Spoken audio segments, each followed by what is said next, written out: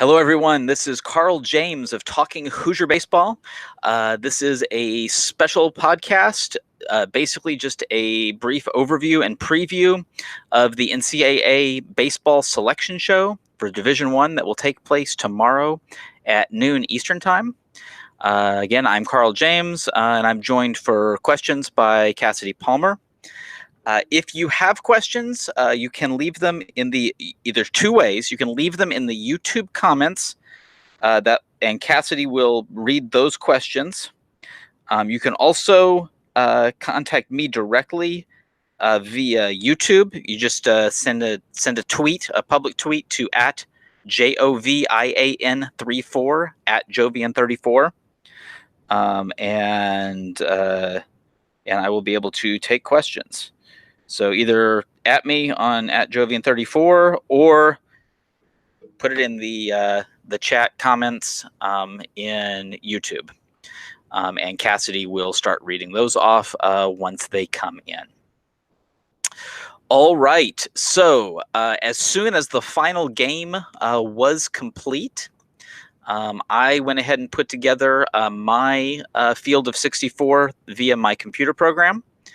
And I'm going to go ahead and share my screen now so that those of you viewing can see. I'm just going to share the screen.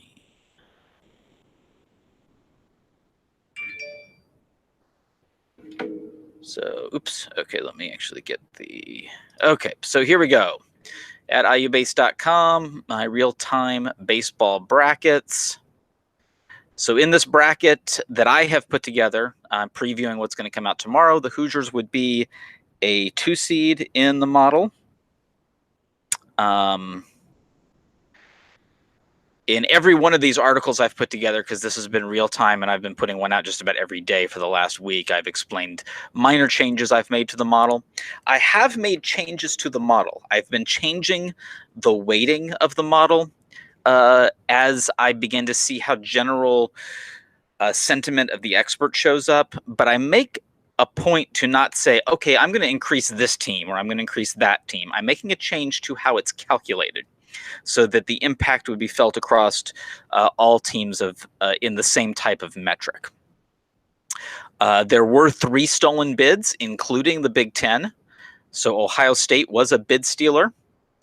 And if you look at the last 4 out, the first 4 out, those bids were stolen from Florida State, Arizona, and Florida, according to my model. I have the last team in being Duke. I've got in my host selection, it's 6 SEC, 3 from the PAC, the Big 12, the ACC, and the American.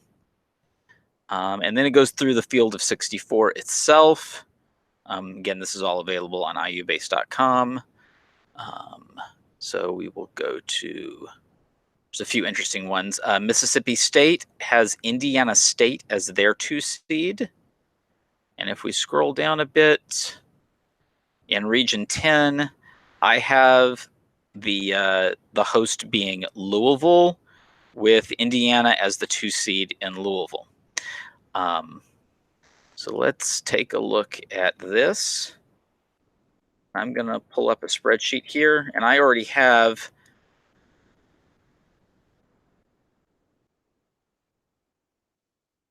So I need to do it. Hold on just a second here.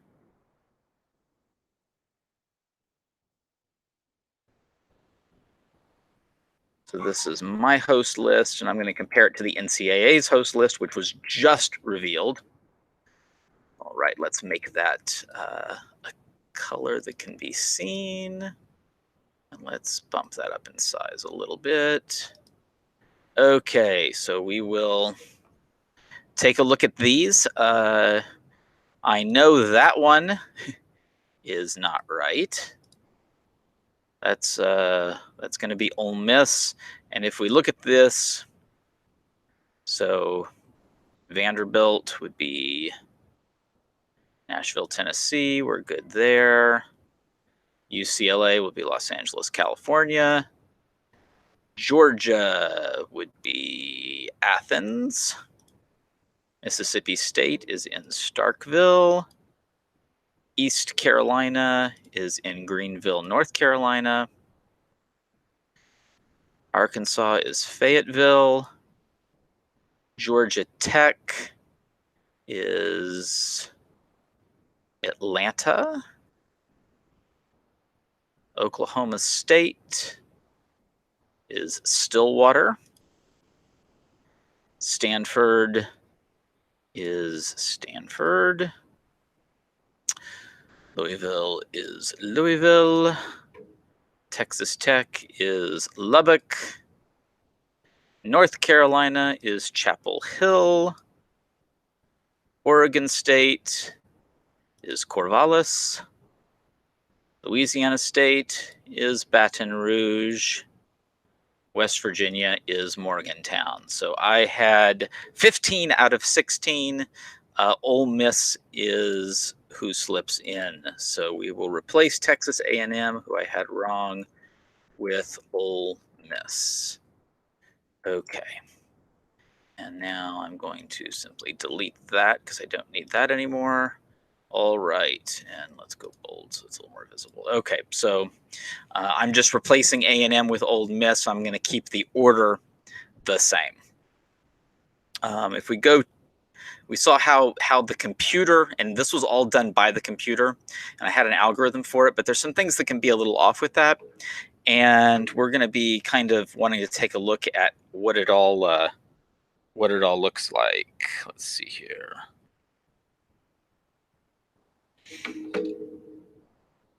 All right. Do we have anything yet, Cass?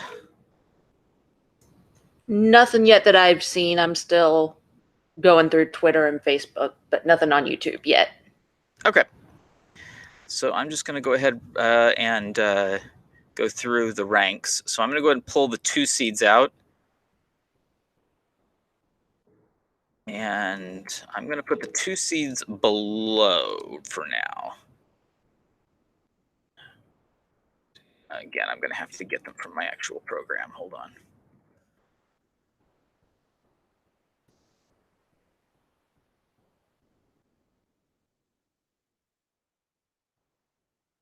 If I can do this right. Okay, hold on. There we go.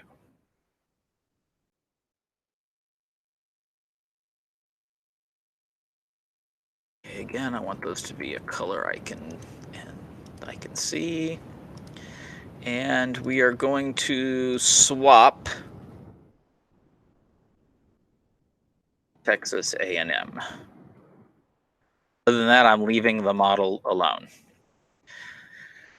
Okay, so we're just going to do this exercise for the 2 seeds, but I want to go through this exercise because I think this is the way the committee is going to do it, and it might help to get an idea because I've had a lot of questions about, how do we get assigned?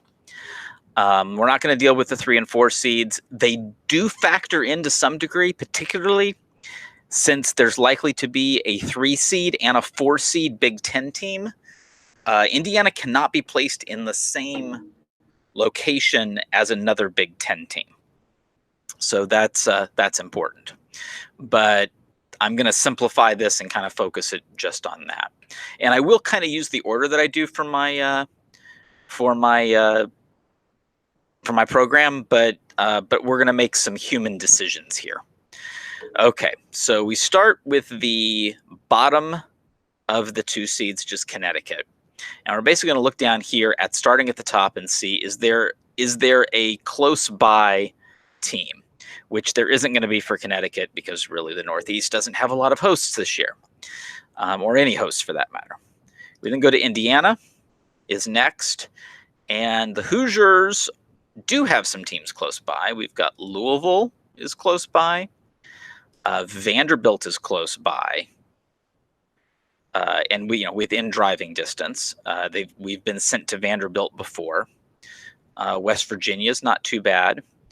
But I also look at it to where the idea of the way the pairings and the seedings go, it seems like a 131 matchup looks kind of smart.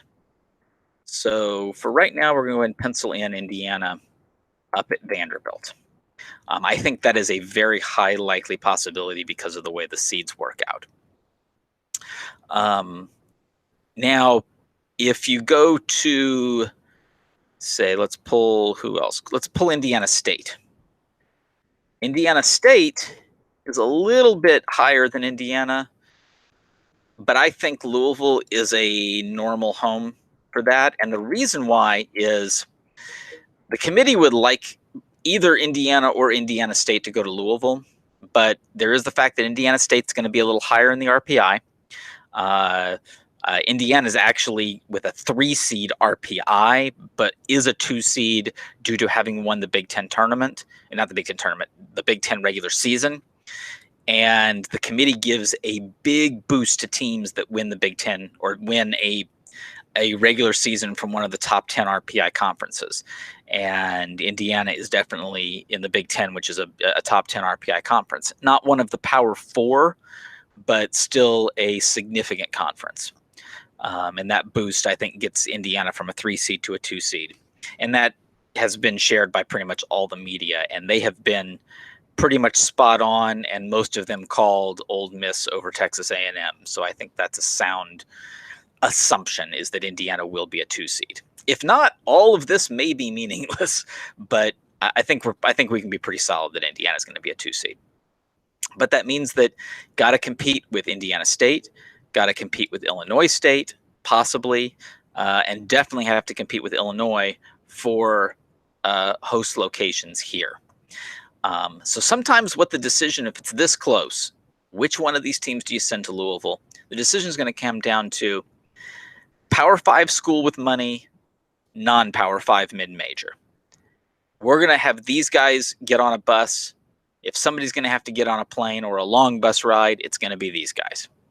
I think it may come down to that, and that's why I'm not as confident with Indiana getting assigned to Louisville. I think it may, in fact, be Indiana State. Auburn is an SEC school, and given how many SEC hosts, we're going to kind of glance over those real quick. So, is there anybody close by that is not? North Carolina might be a good choice. East Carolina could be a good choice, but you've also got NC State here. And in fact, I think that makes sense that NC State would go to East Carolina because they can't go to North Carolina being in the same conference. So that kind of makes an easy decision there. And that also kind of makes it easy. Tennessee could very well go to North Carolina. And they're going to kind of, this is the way I foresee the committee making decisions is, okay, let's just get these that are relatively close together. California's in the Pac-12, so they can't go to UCLA. Let's see here, can't go to Stanford. Those are both in the Pac-12. Can't go to Oregon State. So all of the West Coast hosts are in the Pac-12. So California is going to have to travel just because of that case. Fresno State, not so much. Fresno State can go to Stanford. Santa Barbara can go on a short trip to LA.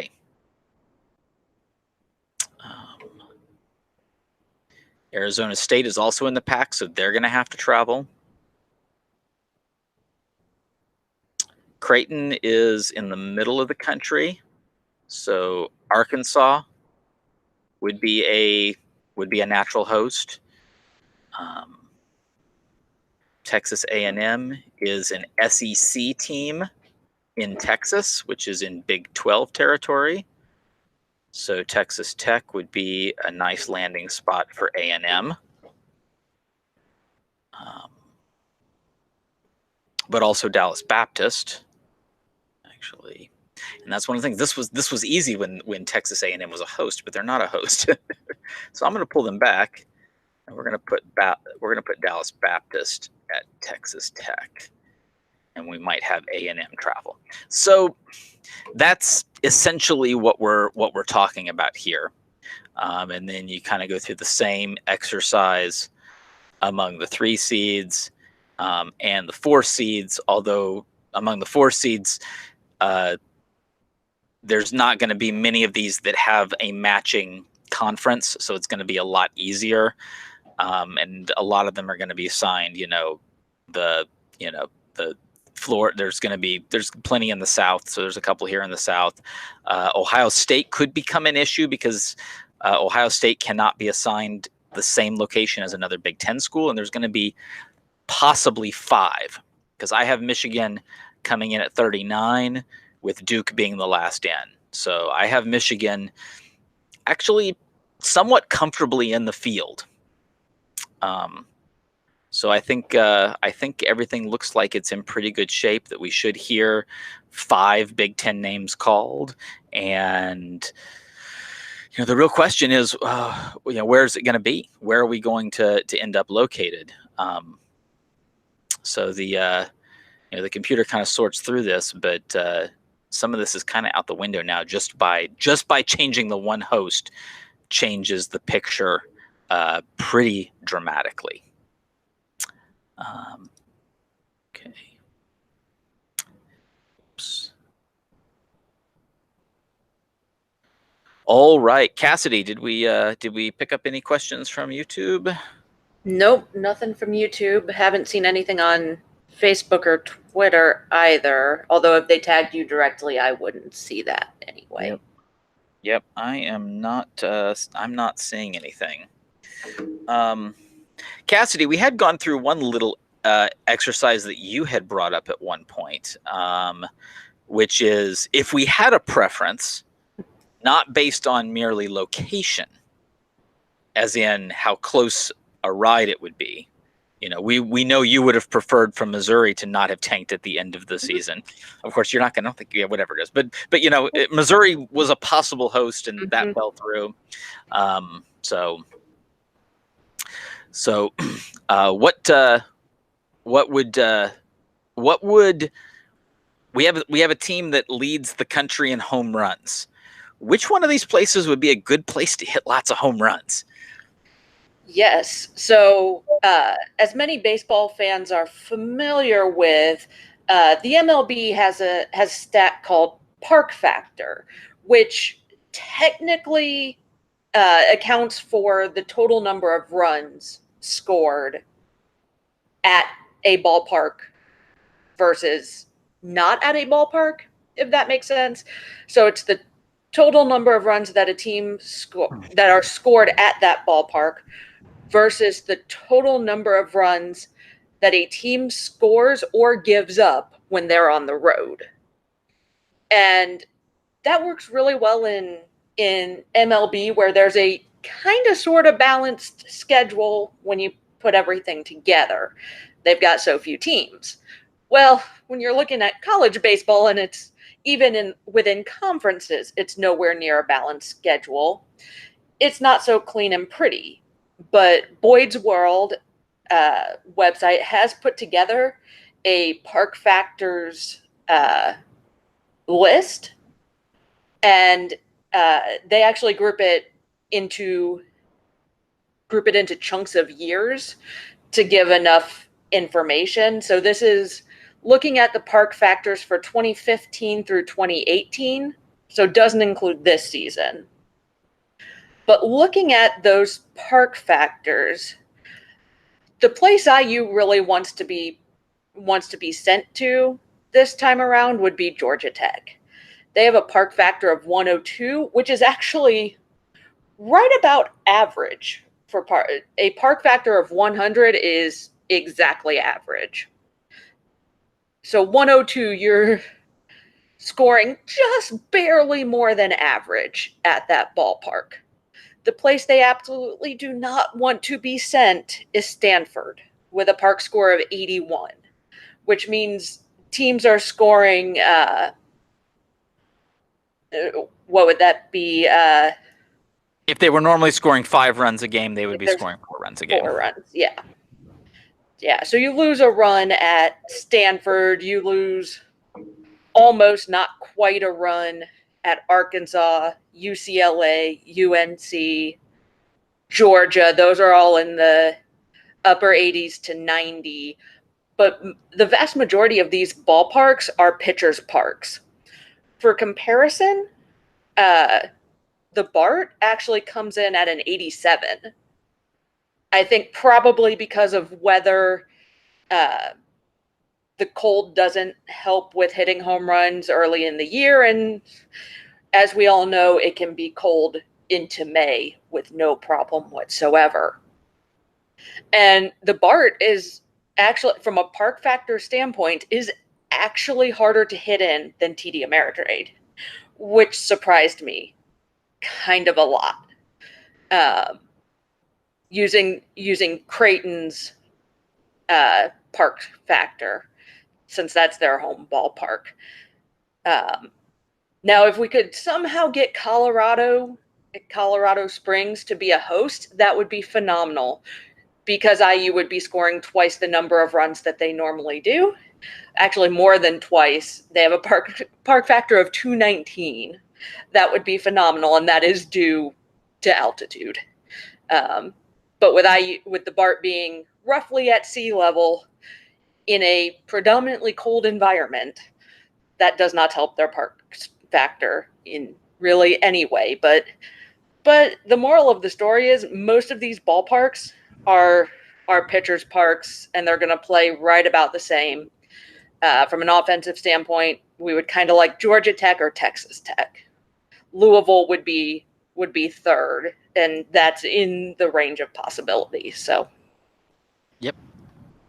Yeah, I think they all are. And in fact, I'm going to do one more piece with the little spreadsheet I had put together, which was to kind of where I was getting at all along with all of this, as I took everybody kind of on this little ride. Okay, so can you see my sheet again, Cassidy? Yep. Okay. All right. So, and we hadn't placed these teams yet, and the reason why is because it isn't obvious. So with the ones that are obvious, let's get them closer together. Actually, let's get all of this blown up a little bit. Let's go a little bit bigger. Okay. All right. I just want to make sure we can all see this stuff here. Okay.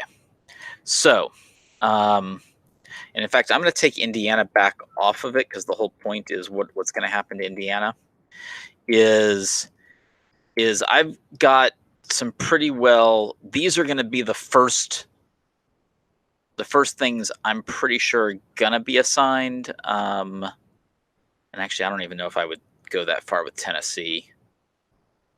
I might pull them off the board too. But Dallas Baptist, Texas Tech, that works. Indiana State at Louisville, that makes sense. Fresno at Stanford, Creighton at Arkansas, NC State at East Carolina, Santa Barbara at UCLA. So because of those, because I do need to do pool expanded. Okay, so let's go ahead and just mark the ones we think are not likely to be hosts. So as I said, I think these, in this scenario, these 6 are just not likely to be hosts because of the situation. And then you kind of look at various other ways in which, probably Illinois State takes a little bit of precedence in the Midwest, but you really only have West Virginia and maybe Oklahoma State. It's kind of tough. And as I said, you look at the number 31 being near the bottom of the 2 range. I keep getting stuck with, I'm thinking Vanderbilt is a really likely choice. And as I said, I have them as the overall number 1. Some other publications have them as the overall number 2. But if I were going to make a bet, I would say Vanderbilt. Of course, if you're interested in drama and a story, you could do that one with Indiana going to Starkville and playing against Chris Lemonis's team. So that is not outside of the realm of possibility. As you see, there's not a natural geographic connection that's there. We're also seeing, so we'll put Mississippi State neutral there, but we're also seeing West Virginia as a possibility. That's about a 6.5 hour drive. So enough that you could possibly see Indiana fans making the trip. So, there's another one. So I think Vanderbilt is a high possibility. I think, Georgia or Mississippi State are a possibility. Any of the ones that are still on the board here are possibilities. I think the ones in red, not so much, except for maybe Louisville. If I'm wrong about the logic of the, which team you're going to send or the way the finances possibly work, and it may be, hey, we just think we're going to get a bigger crowd from Indiana and Louisville, possibly. That's the only scenario in which I see Indiana State not being the one to go to Louisville. And I really do think Indiana State is going to get a 2 seed as well. So that's kind of where I am leaving this particular situation at. I don't think there's anything to worry about Indiana getting in the field. I think there's a tiny little possibility that Indiana drops to a 3 seed strictly because of the RPI, but I think the Big Ten championship, this committee stresses how important conference championships are. And that was weighted into my host situation in which I got 15 out of 16 right. So I'm pretty solid. I'm pretty solid in thinking, and I had Ole Miss at 19, so I didn't have Ole Miss that far off. Plus, I think the committee made the decision while Ole Miss was actually winning the SEC tournament game. I think they solidified that decision before Vanderbilt came roaring back. I think they were down by 7 runs, and Vanderbilt roared back to win that game. So I think they were actually thinking Ole Miss was going to have a better RPI than they ended up with when they made the final decision. So that's one of the things that's really hard when you're making when the committee is making decisions while there's still games going on. That makes things a little tougher. So let's do one final check for questions. Nothing on the YouTube front. Okay. Nothing here either. So, Cassidy, do you have anything else for us today? Not at the moment. Just, yeah. On a personal note, I would not mind UNC. I'll be in North Carolina for work, and that would be a nice little bonus to the work trip. Be able to sneak over. I have actually already looked it up, and it is a 36-minute drive from where I will be to Chapel Hill, so that could be fun. Yeah, but I would say that's not out of the realm of possibility, because I take a look here, and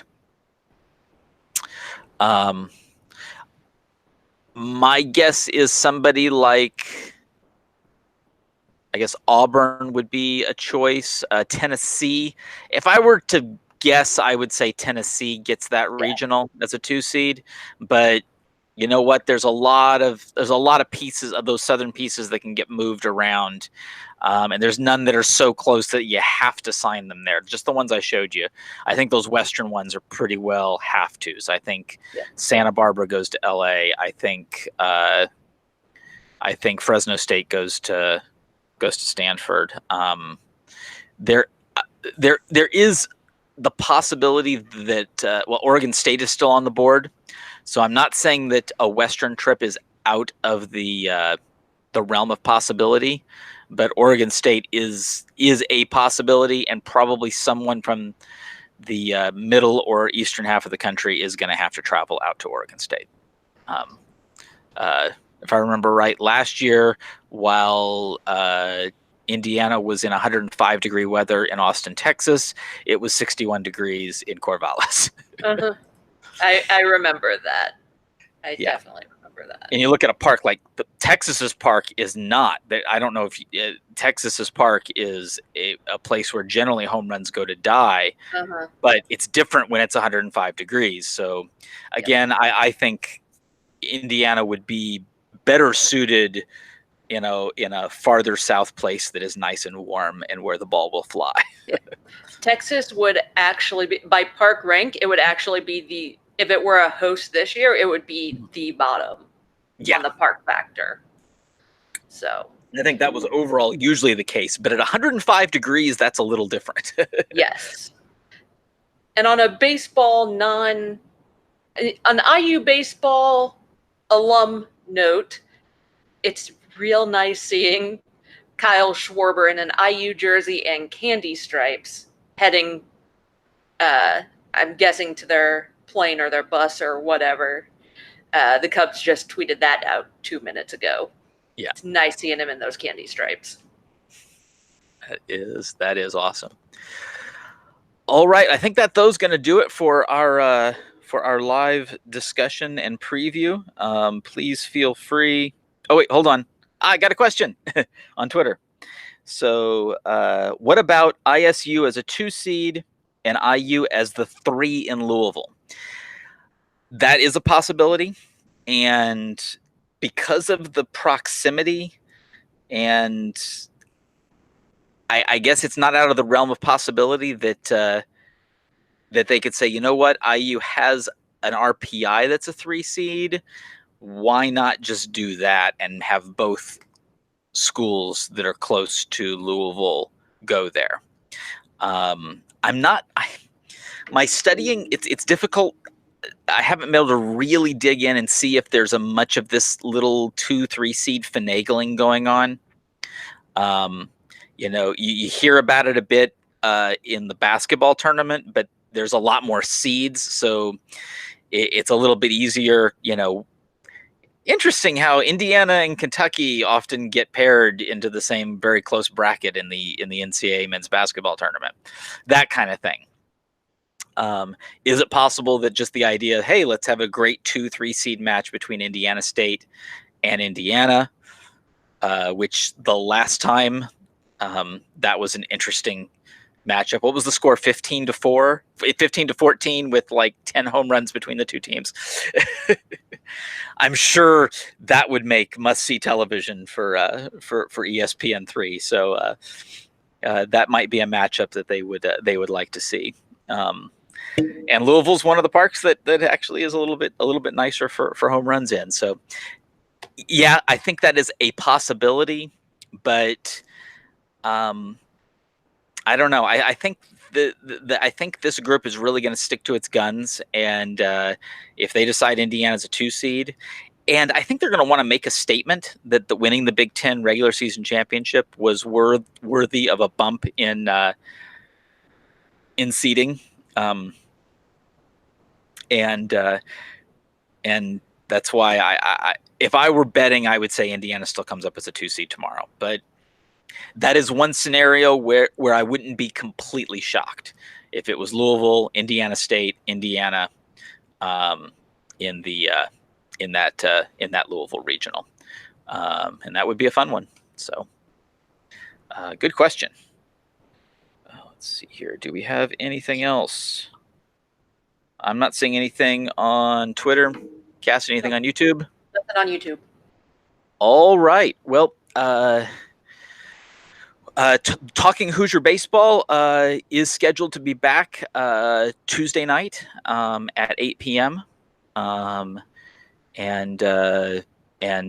we'll see everybody there. We'll have a hopefully rather quick wrap up on the Big Ten tournament, and be pivoting to discussing where Indiana has been assigned and who the opponents are and what we expect of the team going into the NCAA tournament.